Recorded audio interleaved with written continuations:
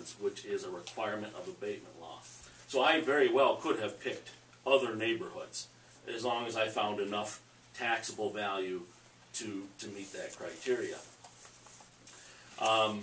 Now, I stated at the meeting prior to this one that while we have to single out parcels, there will be no impact on that particular.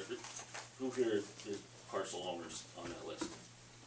Just you folks? Okay. There will be no impact on you that's any different from anybody else in the city, other than we've isolated you on paper as one of those parcels. And I'm going to try and take you through the mathematics of it on this, just to show you what I mean.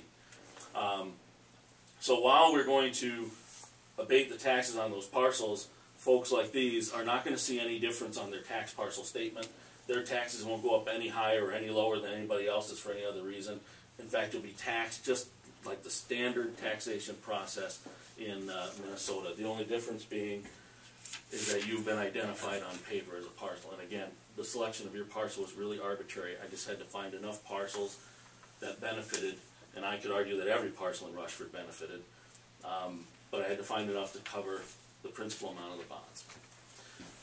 So, why is it that when we do an upcoming levy for this new bond issue, I'm going to just make up some numbers here, a sample. When, at the end of the year, each year, the city has to pass a resolution that certifies its levy going into the next year for its budget. So you might have operations, and then you might have some existing debt and so forth. And I don't know, let's say that's, I'm just going to make this up. Let's say that's 400,000. Let's say that's 100,000. And so you have a $500,000 levy, okay? Now we go and we approve an abatement, all right? So let's say in this case we have to add, we're going to show on our levy resolution the operational, we're going to show the $100,000 debt, and we're going to show the $50,000, and again I'm just making this up, the abatement. So now our total is $550,000. Now, how is it that this levy, this abatement levy, which on paper is isolated to parcels such as yours, how do we know that that's not being spread somehow funny or additional burden on you? Well, it boils down to this. Let's start again with the $500,000. We have a $500,000 levy, and all the parcels in the city help pay that. But we're going to isolate $50,000 of it from these parcels to pay for the debt.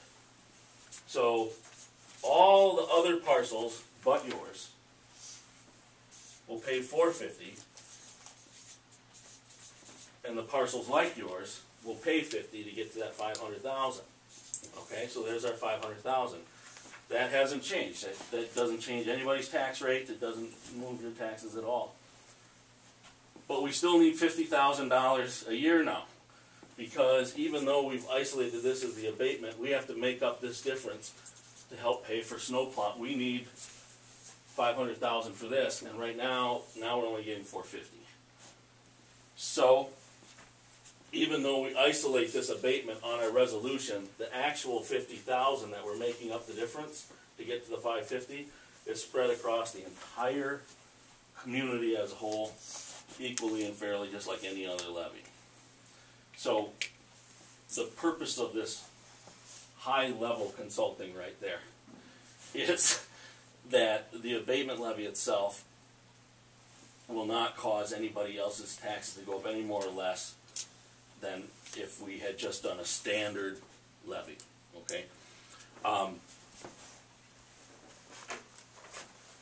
Now, in the document itself, you'll see that the abatement doesn't start until 2015, and it goes for 20 years. Why? And that's a result of our capital improvement planning. If you recall, we have some other pieces of debt that go offline over the next couple of years. So when we designed this bond issue, we designed it so that the first couple of payments were small until we get to 2015. And then in 2015, the larger payments kick in, and that's when the abatement will kick in. And we did that to try and flatten the tax rate into the future, okay? To take advantage of other debt that goes offline in the next couple of years.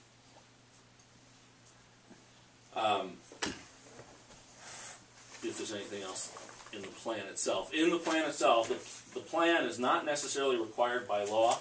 The approving resolution is, but we do draft a plan because it provides a nice written document that tells people in the future what the hell we did and why. Okay? And it explains the levy repairs and so forth. There is a budget in there, and you'll see that we have a budget for $695,000 bond issue, which we're scheduled to have a competitive sale at your meeting in February. That's the meeting that my boss David will be attending, not tonight. He will be presenting results. Along with that, I believe it was at your last meeting, I had informed staff that this bond issue could qualify for a credit enhancement program through the state's Public Facilities Authority. What that is that the state will come in and guarantee the bonds, so that if the city should ever default, the state will step in and make the payment on your behalf.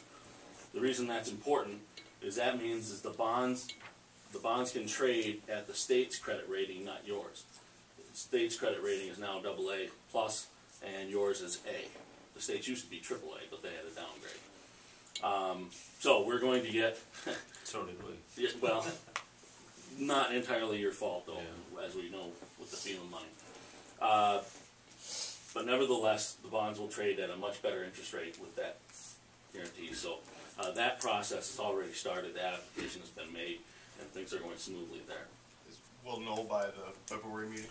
What will happen is that day in February in the morning, in our Minneapolis office, we'll be taking bids from a variety of buyers who bid on the bonds. They basically say, you know, what the interest rate will, what they need to have, and we'll pick the best one. And that's the, well, all of the bids will be presented to you that night, but our recommendation, of course, will be to use the lowest cost one.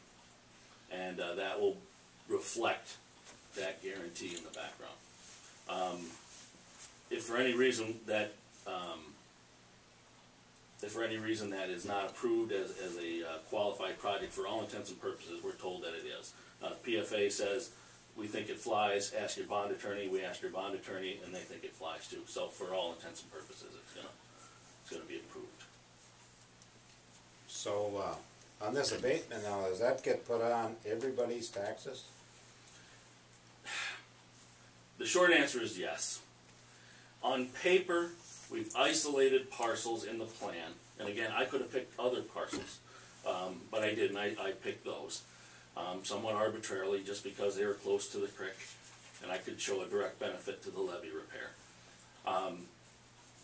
But even though I've isolated those parcels, it would be no different as if I blacked out all those parcels, because when you do your resolution at the end of the year, and you show this extra $50,000 abatement levy on that resolution, and you file it with the county, we don't tell the county what parcels. So they just spread it across the entire city. Well, my question is, if that's on paper, does it show up at the courthouse? No. On your taxes? No. It doesn't? No. So it does, but it doesn't. So if a guy went to sell his piece of property, He wouldn't even know. okay, that was my It doesn't show up on your title work. You sell your property, there's no hindrance. Okay. There would be no ramification to the homeowner whatsoever. Okay. Now there is an impact when we do this bond issue. Let's say because state law wasn't so screwed up and we didn't have to do all this stuff. Let's say we could just issue the bonds and levy the tax.